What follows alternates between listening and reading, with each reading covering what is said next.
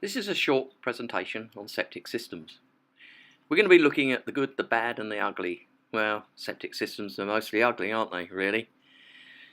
When you think about it, but they're buried, they're underground. There's some things you should know about it, so we're going to go and cover those subjects. At the end of this presentation, you'll be able to state the specific types of systems that are out there. You'll have a view of the basic system.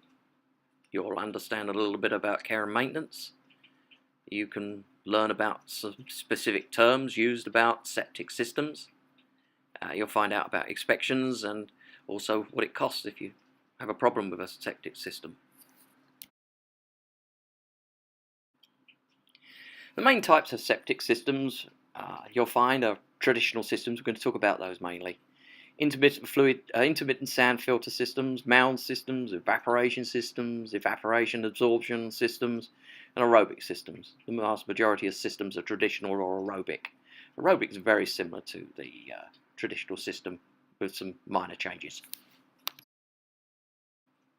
So what does it look like inside a traditional tank? You can see the illustration here, two tanks. One fills up with the effluent, it settles and it goes into another chamber and more settling takes place, then it flows out to the drain field.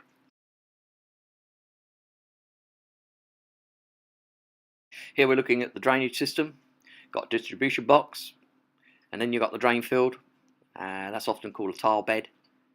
These days it's plastic, not ceramic. Now the traditional system with the tank, you can see you've got access there, manhole. They should never be covered.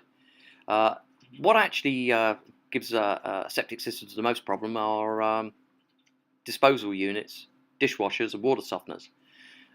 Also household usage, you use a washing machine, dishwasher, that sort of thing, it's going to fill it up quicker. And that makes it more expensive to run because you're going to have to pump it more often. Believe it or not, you should actually maintain your system. One of the things you should never do is put structures over the drain field. It's a real bad idea. And believe it or not, I come across sheds built across the drain field.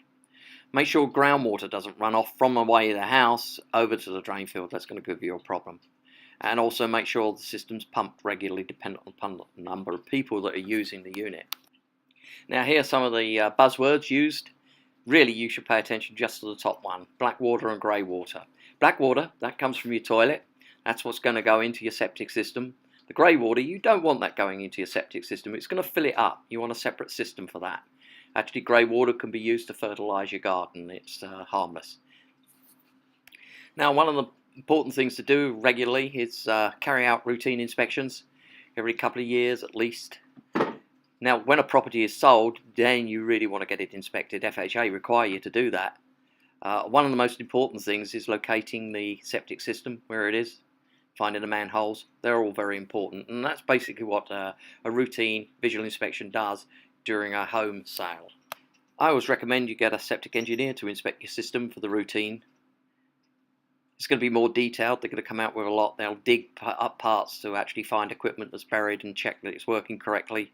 They'll tell you how much fluid is in the tanks. They'll look at the sludge, how much is in there. They'll look at the water tightness, whether it's going to give any problems to you, and they'll do a visual inspection inside the tank. So this is the tank. You can see clearly there are two sections to it. There's also the manhole covers at the top there, those black circular pods. They're the things you should never ever cover up. Again, you'll never see a tank with a hole like that. It wouldn't work, so it's just for illustration purposes. Home inspectors will carry out a visual inspection for you when the property transfers, but it's very limited. Even though I'm a home inspector, I basically recommend you go and get a septic engineer. Signs of problems if you own a system is that you've got a lush drain field, a lot of vegetation growing over the leach field, depressed areas of the soil, saturation of the surface soil in the leach field, strong odours in the house or in the yard, and foundations and patios laid over the manholes. Believe it or not, that's done quite a lot.